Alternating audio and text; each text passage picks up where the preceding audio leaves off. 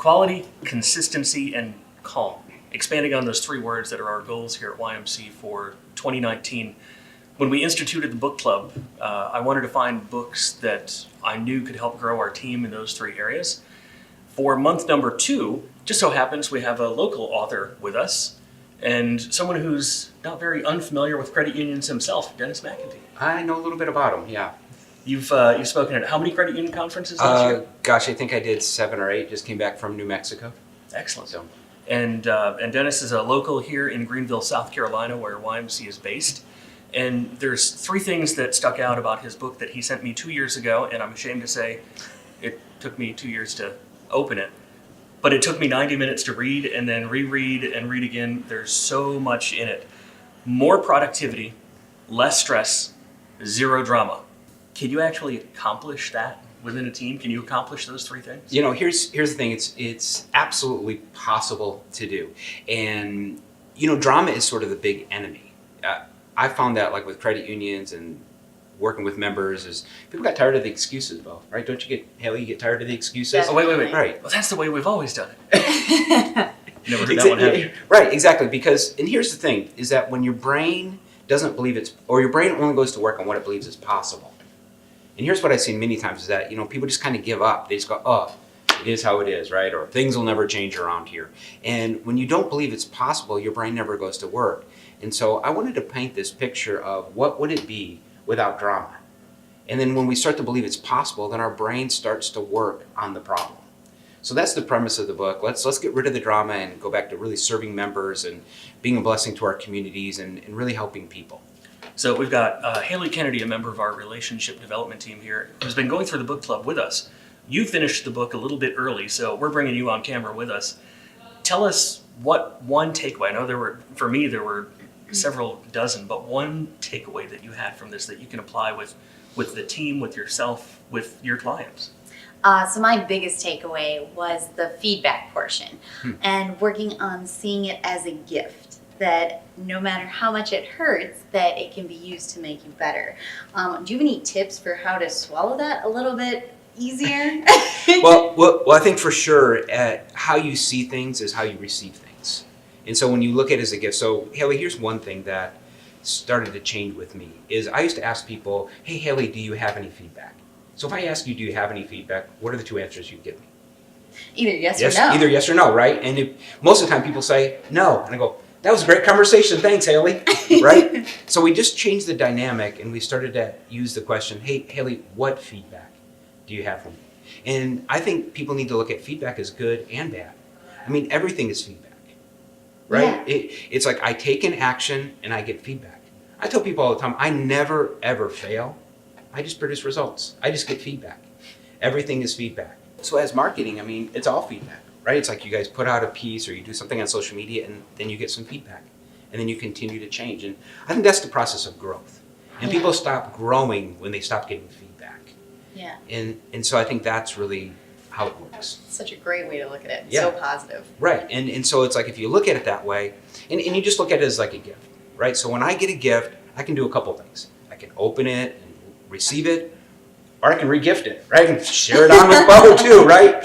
And so there's a lot of ways to look at feedback, but if we continue to look at it as a gift, we'll continue to extract the value. And I think what happens sometimes is that people, they tend to shoot the messenger because of the message. Yes. And there's always truth. I mean, I might not have liked how you delivered it to me, Haley, Yeah. but I got to unpack it and go, okay, where was the truth there and what was the value? Yeah. That's fantastic. Yeah, Thank awesome. you. Mm-hmm. Something I took away from it, there were about a dozen notes that I made. That's How really can I nice of implement you. this with the team? Thank you. But the throat punch to me was the quote, realize your team is a reflection of you. The culture in your facility is a direct result of your leadership choices. Fun stuff. And I think about the folks that come to us and say, well, our culture in our credit union is just not great. And after reading that, I'm like, is it you? But even applying that here, Yeah. what cultural issues do we have within our team?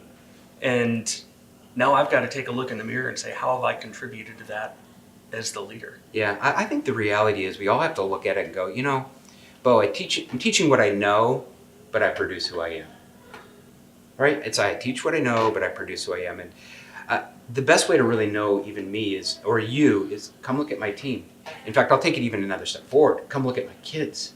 So I remember I was doing this one event for a league, and at the end of the event, my son was with me. And so typically people want to talk to me after the event. But after the event, my son was at the product table selling books, and everybody wanted to talk to Andrew. And you know what they're trying to figure out? They're trying to figure out, is this McIntee guy really for real? Right? Because it's like, I teach what I know, but come meet my kids, because it really is a reflection of me. And that's why I'm so glad you have so many people watching this video and you're doing these videos, because it's really for the kind of person that wants to get better. And really the best investment is in yourself, because we're teaching what we know, but we produce who we are. And it's almost like everything I do flows out of who I am. So for you to get better, for your credit union to get better, for your culture to get better, the first thing is for you to get better. What the heck does this have to do with marketing? We're a marketing firm. One, I want to invest in my team. Yeah. Our team is a group of great marketers, but unless we have a good culture, we can't serve our clients well.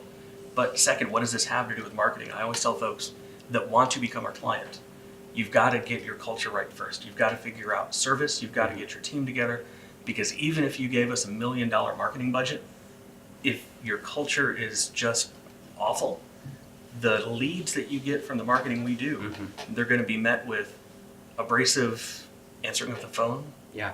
unengaged people on the front line, and all of that money you've spent is just going to be undone. So this culture thing is, I would say, almost more important than marketing. If you don't have that right, everything else is messed up.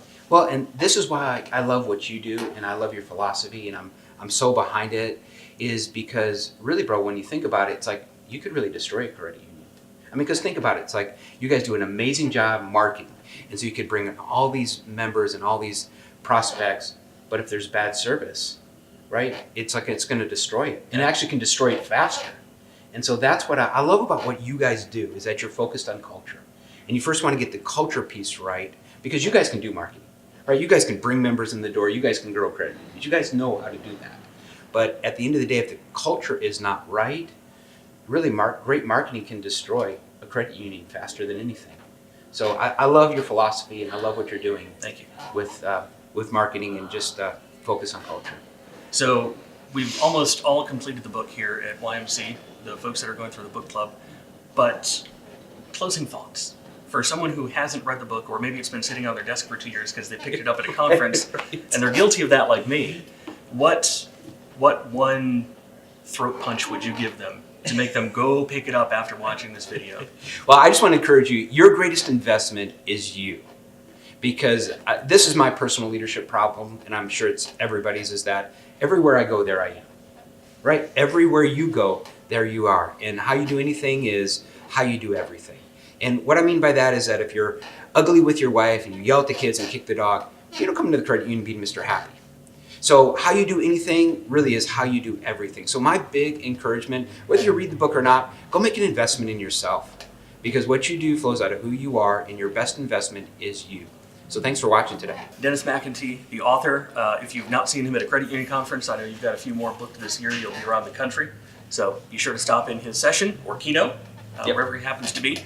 And check out the CU Insight blog. We've got our book review on there with a whole lot more details about what our team got out of the book.